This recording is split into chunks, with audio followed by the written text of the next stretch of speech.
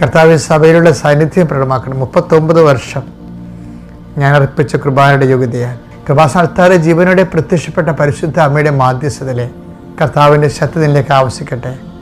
അടിപ്പട പോലെ വൈദാഖാല ദൈവികമായ ശക്തി നിന്റെ ഉച്ച മുതൽ ഉള്ളംകാല് വരെ പടരട്ടെ. എല്ലാ കോശങ്ങളിലും പേശികളിലും കർത്താവിൻ്റെ വിശുദ്ധ രക്തം കയറി ഇറങ്ങട്ടെ.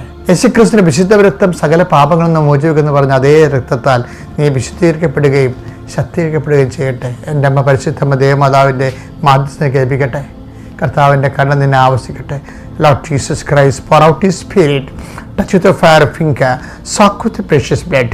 Lord, infuse His Spirit, and with the authority of the Catholic Church, with the power of Jesus Christ, with the merit of the Holy Priesthood, I impart the peace and grace upon your home. എൻ്റെ കർത്താവിൻ്റെ ഉന്നതമായ നാമത്തിൽ സഭയുടെ അധികാരത്തിൽ കുരിശിൻ്റെ അടയാളത്തിൽ നിൻ്റെ ഭവനത്തെ, നിൻ്റെ ജീവിതത്തെ, നിൻ്റെ ഉദ്യമങ്ങളെ, നിൻ്റെ ജീവിതത്തിൻ്റെ എല്ലാവിധ ഉത്തരവാദിത്തങ്ങളെയും യേശു ക്രിസ്തുവിൻ്റെ നാമത്തെ ആശീർവദിക്കുന്നു. ഇതാ നിനക്ക് മുമ്പേ ഞാൻ എൻ്റെ ദൂതനെ അയക്കുന്നു.